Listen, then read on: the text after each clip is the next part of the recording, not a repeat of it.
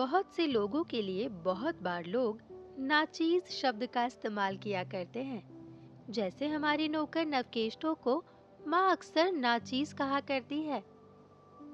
बच्चों ने बहुत बार माँ के मुंह से ये शब्द सुना होगा। लेकिन नव तो अपना काम अच्छी तरह करता था। उसमें बस एक ही कमी थी। वो बड़ी गहरी नींद सोया करता, एकदम कुंभकर्णी। इसलिए चाय का पानी 4 के बजाय 4:30 बजे चढ़ाया करता। इसी कारण गुस्से से माँ उसे नाचीज कहा करती। किंतु संजले काका के लिए नाचीज शब्द का इस्तेमाल बिल्कुल सही है। मैं नहीं समझता कि किसी और व्यक्ति के संदर्भ में नाचीज शब्द का इस्तेमाल इतना सटीक होता जितना उनके लिए। संजले काका का नाम क्षेत्र मोहन सेन था। पुकारने का नाम खेतू। मेरे पिता 5 भाई थे। मेरे पिता ही सबसे बड़े थे। उसके बाद मंझले, संझले, कंझले और छोटे काका। संजले काका के अलावा बाकी सभी भाइयों ने जीवन में कुछ न कुछ कर दिखाकर प्रतिष्ठा संजले काका के अलावा बाकी सभी भाइयों ने जीवन में कुछ न कुछ कर दिखाकर प्रतिष्ठा पाई थी। मेरे पिता नामी वकील थे। मंझले काका बड़े सम्मानित अध्यापक। उन्होंने संस्कृत और इतिहास में एमए किया था।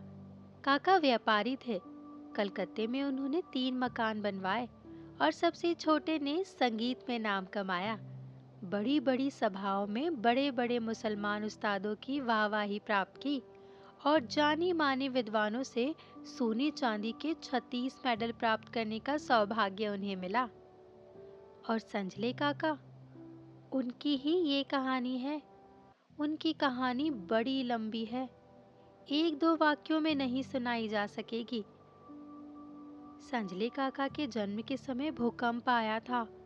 बहुत से लोगों का विश्वास है कि इसी कारण उनके सिर के बाल सफेद हो गए और इसीलिए उनकी ऐसी हालत है। खसरा और छोटी माता तो एक बार सभी बच्चों को होती है। ये दोनों बीमारियां तो उन्हें हुई ही थी। काली खांसी, डिप्थीरिया, डेंगू और अतिसार भी कई बार हुआ। बचपन में वे बहुत रोया करते और 7 बार तो इतना रोए कि उनकी हिचकियां बंद हो गई और वे बेहोश हो गए। 7 साल तक तो वे तुतलाते रहे और 9.5 वर्ष की उम्र में अमरूद के पेड़ से गिर पड़े। तब उनका तुतलाना ठीक हुआ, लेकिन गिरने से उनकी टांग टूट गई। डॉक्टर विश्वास उनकी हड्डी ठीक से जोड़ नहीं सके, इसलिए उन्हें लंगड़ा कर चलना पड़ता। लंगड़ेपन के कारण ही खेल कूद नहीं सके। उंगली का सिरा ठीक न होने के कारण कैरम भी नहीं खेल सके। खेल में दिमाग ना चलने के कारण ताशवाश भी नहीं खेली। संजले काका स्कूल में भर्ती किए गए, लेकिन 3 बार एफए में फेल हो जाने पर उनके पिता यानी मेरे दादा ने खुद ही उनकी पढ़ाई बंद करवा दी। कहा, खेतू, तुम तो एकदम नाचीज हो।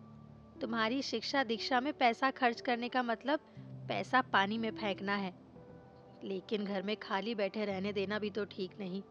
तुम आज से भोंबल के साथ बाजार जाया करो। साग सब्जी मांस मछली सब अच्छा देखकर खरीदना सीखो। जब सीख लोगे तब घर गृहस्थी का सामान खरीदने का भार तुम्हारे जिम्मे। भोंबल काका दादाजी के दूर के रिश्ते के भाई थे। हमारे ही घर में रहकर पढ़े लिखे और बड़े हुए थे। संजले काका काफी दिनों तक भोंबल काका के साथ बाजार जाते रहे।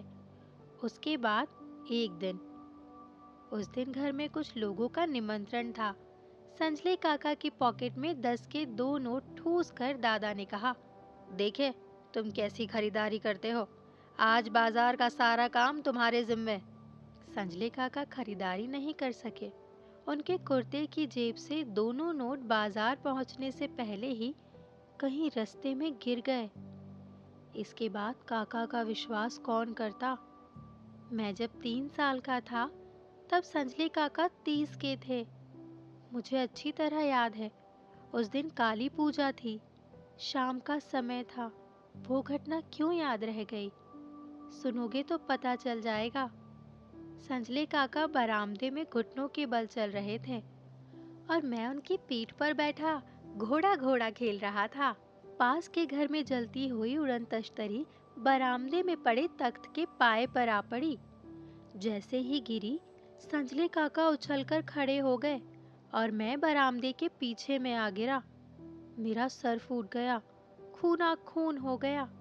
उस दिन घर के लगभग हर आदमी ने संजले काका को फटकार सुनाई और बहुत कुछ कहा, लेकिन मुझे काका के लिए थोड़ा सा दुख था। किसी ने उन्हें समझा ही नहीं। लोग समझ क्यों नहीं पाते? ऐसा क्यों होता है? उसी उम्र से काका के प्रति मेरे मन में प्यार उमड़ आया। मंझोले कद के, गेहुआ रंग के, चेहरे पर हर वक्त खुशी और दुख का मिला जुला भाव। लगता कि हर आदमी में बुद्धि होती होगी, सब में काम करने की क्षमता होगी, लेकिन इस सब का क्या मतलब? शहर में इतने लोग हैं, अगर एक आदमी संजले काका की तरह हो गया तो क्या हुआ? मैं इनकी आहट पाते ही पहली मंजिल पर इनके कमरे में चला जाता और गप्पे लगाया करता। कुछ दिन जाकर ही समझ गया कि संजले काका से कहानी सुनाने का आग्रह करना बेकार है। उन्हें कोई कहानी पूरी याद नहीं रहती। उसके बाद क्या हुआ? उसके बाद क्या हुआ संजले काका?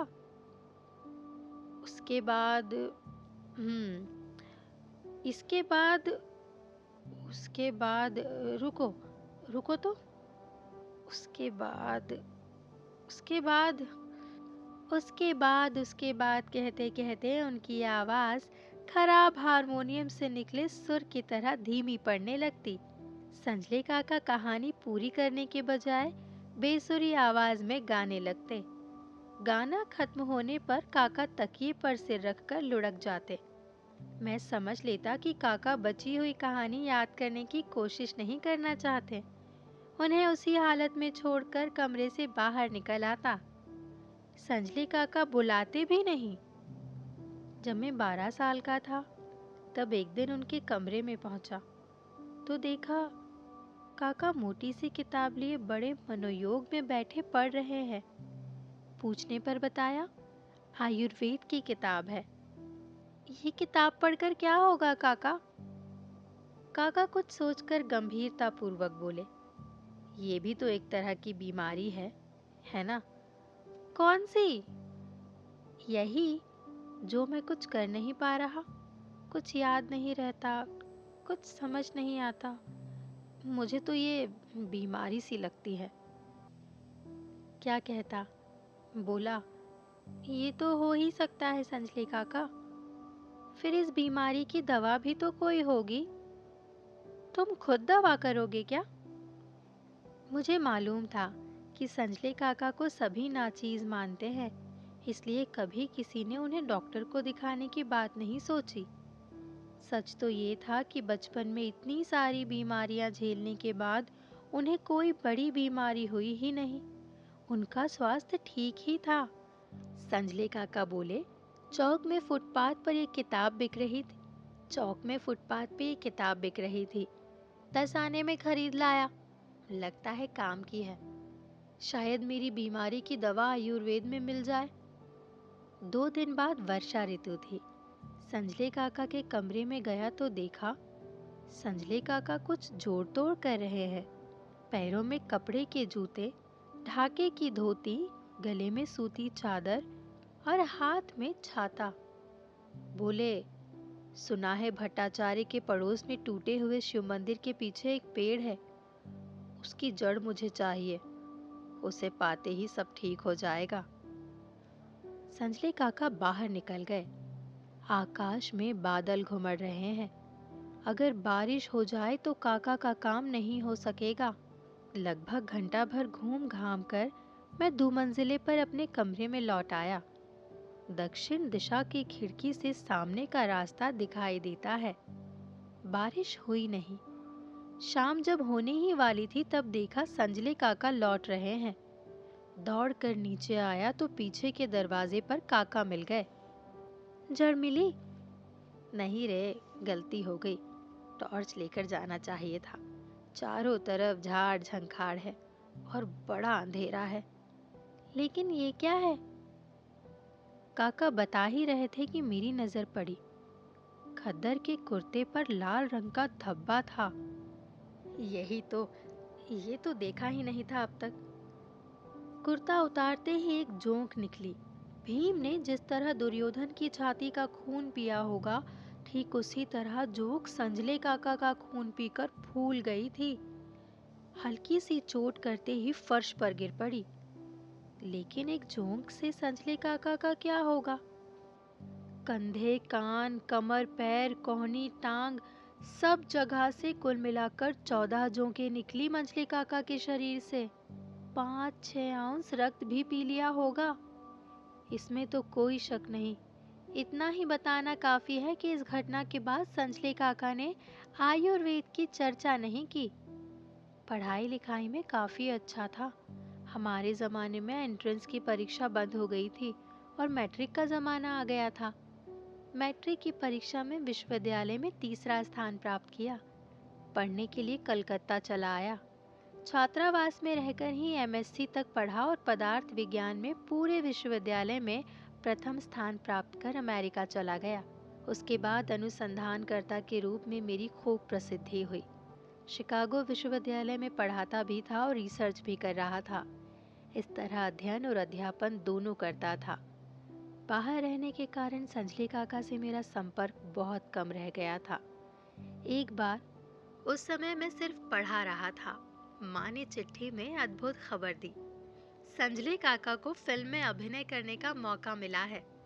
अब ये भी बता दूं कि संजले काका का चेहरा स्वामी विवेकानंद की तरह था। चेहरे का गठन तो एक जैसा नहीं था। संजले काका 5 फुट 6 इंच के थे। फिर भी आंखों और चेहरे में एक ऐसा सादृश्य था जिसे देखकर सबको लगता कि संजले काका का चेहरा स्वामी विवेकानंद जी से मिलता है।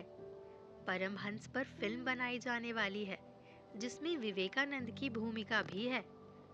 पता लगने पर संजले काका ने प्रोड्यूसर से मिलकर अभिनय करने की इच्छा प्रकट की। चूंकि चेहरा मिलता था, इसलिए पार्ट मिलने में कोई असुविधा नहीं हुई। लेकिन हफ्ते भर बाद ही एक चिट्ठी मिली जिसमें पता लगा कि काका को फिल्म से हटा दिया गया है। हटाया क्यों नहीं जाएगा? कमरा बंद करके बड़े मनोयोग से उन्होंने पाठ याद किया था, परंतु 1 नंबर दृश्य में रामकृष्ण के प्रश्न के उत्तर में विवेकानंद के मुंह से 3 नंबर के दृश्य का उत्तर निकल जाए तो उनको लेकर फिल्म कैसे बनाई जाए? अर्थात फिल्म अभिनेता के रूप में भी संजले काका नाचीज निकले। ये तो उन्होंने खुद ही साबित कर दिखाया। जब मैं 48 वर्ष का था तब छोटे भाई की चिट्ठी से पता लगा कि संजले काका एक साधु बाबा के साथ कोयम्बतूर चले गए। पिछले वर्ष दिसंबर के शुरू में ही अपने छोटे काका की बेटी कोकिला के विवाह पर मुझे कलकत्ता आना पड़ा। मेरे साथ मेरी पत्नी और मेरी दोनों बेटियां भी थी। मेरी दोनों बेटियां पूरी तरह अमरीकी है। इस बीच संजले काका की और कोई खबर नहीं मिली थी, इसलिए कलकत्ता पहुंचकर जब जाना कि वे कलकत्ता में ही हैं और उनकी तबीयत अच्छी है, तब उनसे मिलने की उत्सुकता हुई। मैं उस समय 60 का था। सीधे हिसाब से संजले काका की उम्र 90 हुई। मैंने सोचा कि इस बीच संजले काका स्वर्ग सिधार गए होंगे। सुना 3 महीने हुए संजले काका फॉन रोड पर अपने भांजे डॉक्टर रमेश गुप्ता अर्थात मेरी छोटी बुआ के लड़के के यहाँ आकर रहने लगे हैं। और सुना धर्म कर्म उनके वश का नहीं। 10 बरस में भी इडली डोसा खाने की आदत नहीं पड़ी। हर रोज आधा पेट खाते, इसलिए उनका वजन 30 किलो घट गया है। मैं आया हूँ सुनकर उन्होंने अपने डॉक्टर भांजे से कहा, झांटुक से कहना एक बार आकर मुझसे मिल जाए। एक रविवार को शाम 5 बजे फॉन रोड पहुंचा। लोड शेडिंग चल रही थी। दूसरी मंजिल के एक कमरे में मोमबत्ती के टिमटिमाते प्रकाश को देखा। संजले काका तकिए के सहारे खाट पर बैठे हुए हैं। एक चादर ओढ़ रखी है। हरे रंग का मफलर लगाए हुए हैं। देखते ही काका को पहचान गया और कहना ही पड़ेगा कि उम्र के लिहाज से उनका चेहरा काफी अच्छा है। सिर के बाल पक गए हैं, सही है, लेकिन ये कोई कम बड़ी बात है कि उनके सिर पर बाल है।